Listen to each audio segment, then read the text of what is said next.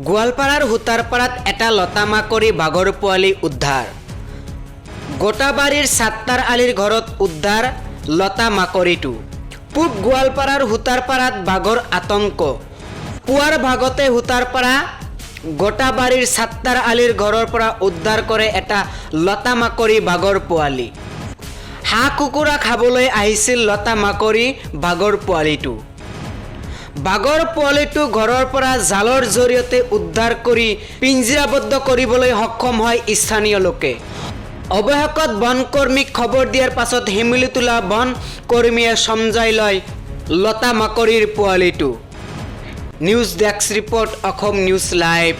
কালি কেইবাদিনৰ পৰা আমাৰ ঘৰৰ ওচৰে পাঁজৰে মানে চৰাই হাঁহ কুকুৰাবোৰ কিবা মানে খাই আছে। আমি ভাবিলোঁ এইবিলাক যাই আছে ক'ত। পিছত দেউতাই কালি ক'ল যে বাঘ ওলাইছে। তো আজি ৰাতিপুৱা 10টামান বজাৰ ফালে দেউতাই ক'ল যে এই আমাৰ মানে ঘৰৰ পিছফালে ৰ'ড আছে, ৰ'ডৰ তলত আৰু কি চিতাবাঘ ওলাইছে। পিছত আহি কেনে চাওঁ হয়। পিছত নেট সিফালে পিছফালে নেট দিছিলোঁ, দি কেনে চিতাবাঘটো ধৰিছোঁ 3-4জন মিলি। এই ঠাইখিনিৰ নাম কি আছিল? আমাৰ ঠাইখিনিৰ নাম হ'ল গোটাবাৰী। আচলতে ভিলেজখনৰ গোটাবাৰী না চুতাৰপাৰা বুলি কয়? চুতাৰপাৰা গোটাবাৰী বুলি কয়।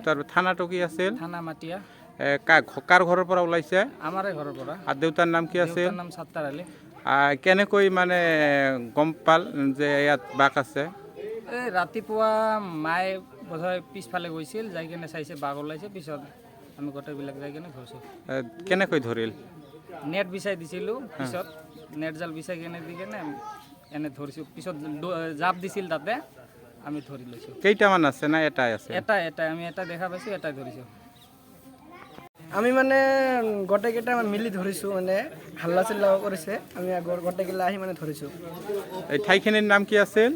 চুতাৰপাৰা গোটাবাৰী বুলি কয়। এতিয়ালৈকে কোনো ফৰেষ্টাৰৰ মানুহ আহি পাইছে নেকি? ফোন কৰা হৈছে, এতিয়ালৈকে আহি পোৱা নাই। ফোন কৰিছে? অঁ, ফোন কৰিছোঁ। আৰু কি ক'ব এতিয়া ৰাইজক, কি আহ্বান কৰিব যে ইয়াত বাঘ ওলাইছে বুলি ক'লে যে?